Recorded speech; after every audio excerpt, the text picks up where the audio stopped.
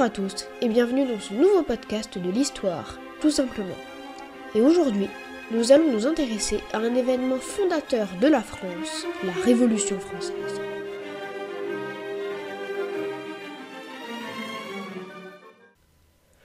Avant de vous parler des différents événements qui ont jalonné cette révolution, replaçons-nous dans le contexte de l'époque.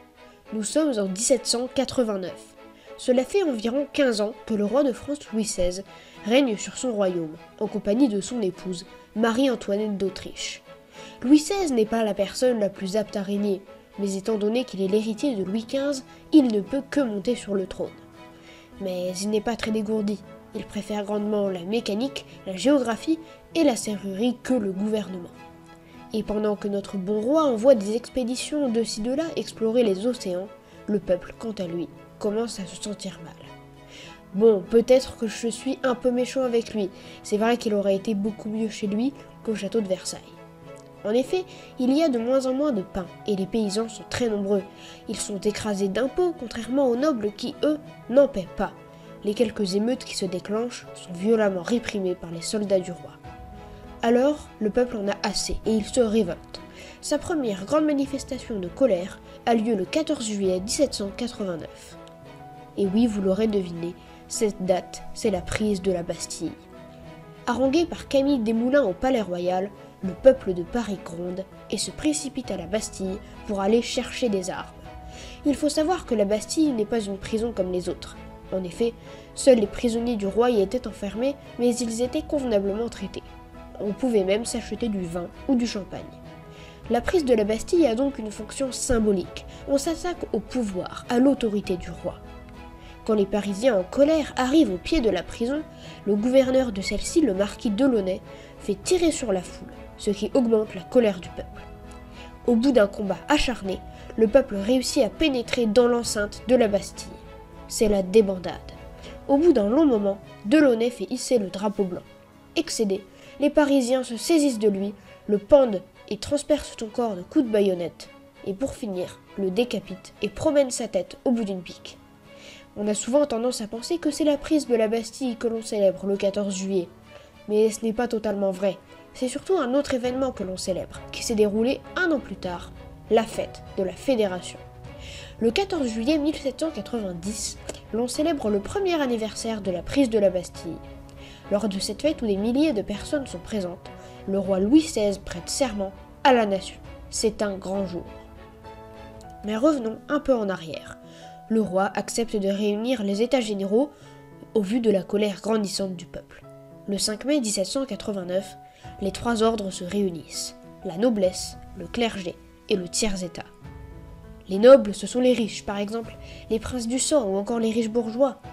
Le clergé, c'est l'église, les prêtres, les curés, etc. Et le tiers-état, c'est tout le reste, toute la population de paysans qui est écrasée d'impôts.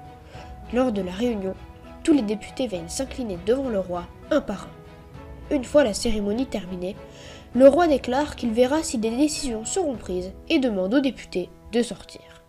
Mais ceux-ci ne bougent pas. Une personne revient dans la salle et redemande aux députés de sortir. Mais Mirabeau se lève et dit « Allez dire à votre maître que nous sommes ici par la volonté du peuple et qu'on ne nous en arrachera que par la puissance des baïonnettes. » Le 26 août 1789, la Déclaration des droits de l'homme et du citoyen est adoptée. C'est un bouleversement. Nous sommes à présent le 21 septembre 1792. La République est proclamée, la monarchie est abolie. Mais encore un jour avant, c'était compliqué. Il y a eu comme un petit problème. Les Prussiens avaient menacé de détruire Paris si jamais il était fait du mal au roi de France. Les révolutionnaires leur ont alors déclaré la guerre. Mais quel était l'avis de Louis XVI ? Lui, ça l'arrangeait. Il se disait que les armées autrichiennes et prussiennes allaient battre les armées révolutionnaires, le libérer et le sauver.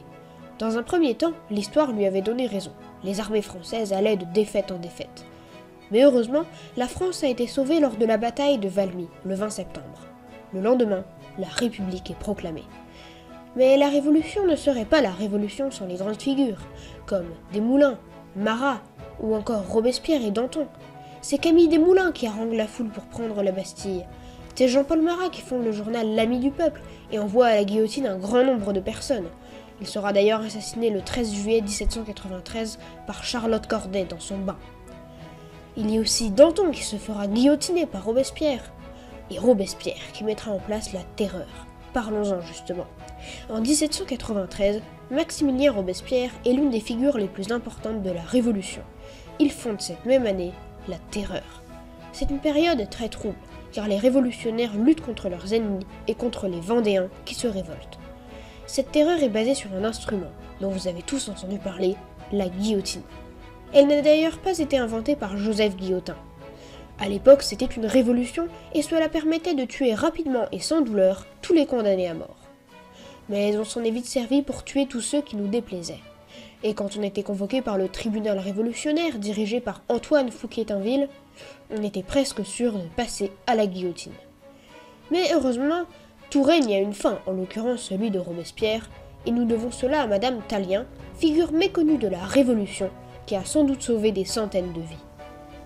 J'explique. Notre chère Madame Tallien était l'amante de Jean-Lambert Tallien, qui participait activement aux réunions des différents groupes révolutionnaires à Paris. Grâce à l'influence de son amant, elle a fait sauver des dizaines de personnes qu'elle faisait partir. Et ça n'a pas plu à Robespierre, qui l'a fait arrêter. Sachant que sa vie ne tenait plus qu'à un fil, Madame Tallien a réussi à faire transmettre une lettre à son amant Jean-Lambert Tallien, dans lequel elle écrivait qu'elle était déçue qu'il ne vienne pas à son secours, en rajoutant une petite phrase qui n'a pas plu à l'intéressé, « Je meurs d'appartenir à un lâche ».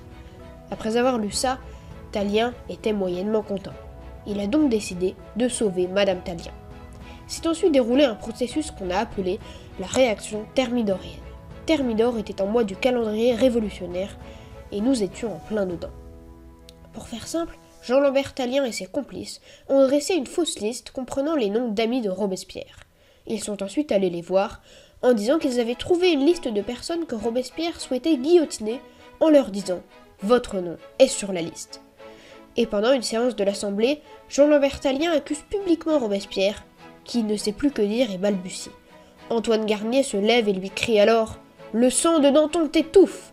car Maximilien avait fait guillotiner Danton. Bon, on ne sait pas si cette phrase a réellement été prononcée. Robespierre essaie de se suicider, mais se rate et se blesse simplement à la joue. Il est guillotiné le lendemain, 28 juillet 1794, en compagnie de son frère Augustin. C'en est fini de la terreur et surtout de la révolution. Et voilà, ce podcast est terminé. Merci à tous de nous avoir suivis. N'hésitez pas à vous abonner à cette chaîne YouTube, ainsi qu'à aller faire un tour sur mon site histoiretoutsimplement.fr où vous pourrez trouver d'autres podcasts, ainsi que des quiz, des articles et de nouvelles vidéos. À très bientôt!